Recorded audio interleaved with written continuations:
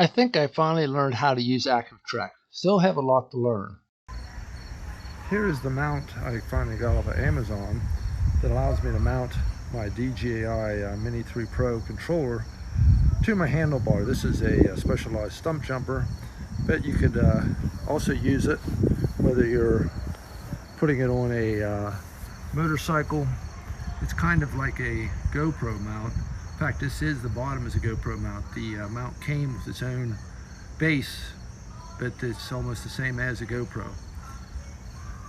It worked out fine while I was using it. You do have to make sure it's tight because of course it's a little bumpy out there.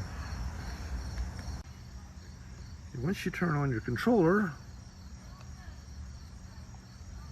of course you take off. Take off. You have to get the drone up in the air and into a position where it can see you so you can start the active track. Bring it back here.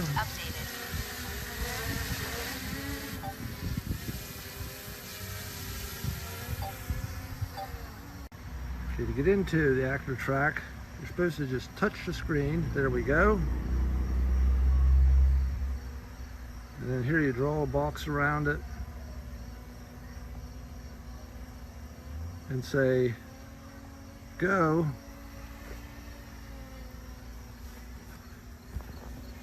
And as I walk, it'll follow me.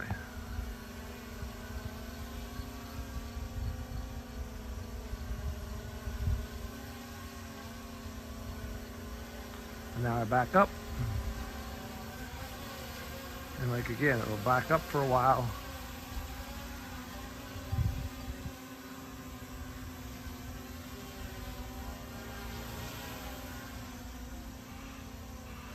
And if I come over, and again, it'll start to follow me.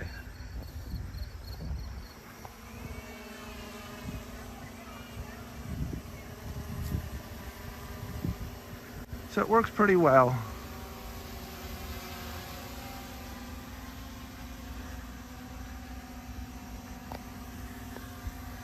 Very happy with it.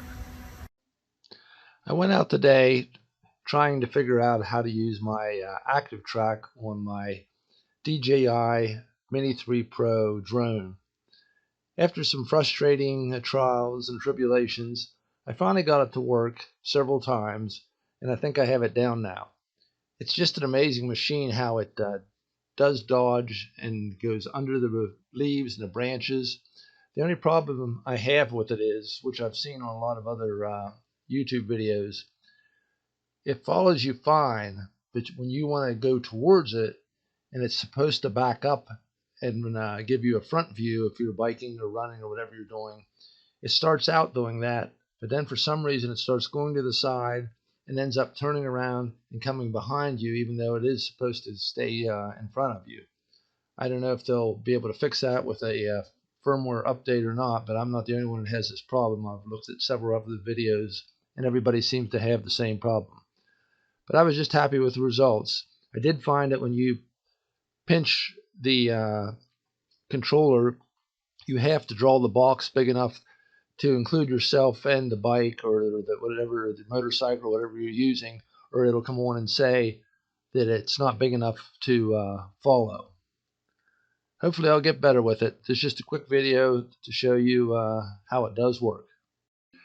When using the different modes, make sure that you check to see if obstacle avoidance is still active. My daughter bought hers, and instead of taking time to learn, she went out the very first or second day she had it and thought she was doing well and crashed it and broke off completely one of the propellers and arms and had to have it sent back to be fixed. So some of the modes are very nice to use, but several of them, the obstacle avoidance is non-existent, so you have no safety features. As mentioned earlier, here is where it was doing fine for about 30 seconds there, and then it starts going off to the side. And it does have obstacle avoidance, so it didn't hit any of the trees, even though it's not very wide there. And I kept going, slowed down, but I kept going, and it came across the side.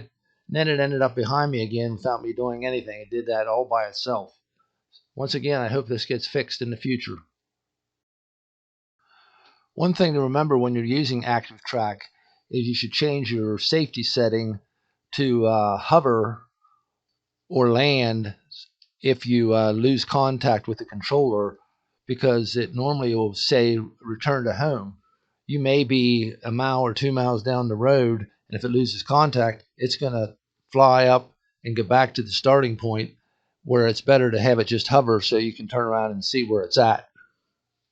Turn trip here started going a little faster, not real fast, to see if it could keep up, and it did fine. So I guess my next test when I have a bigger area is to see how fast it will go before it can't follow you. I'm still learning. Hope you enjoyed this short little video, and thanks again for watching.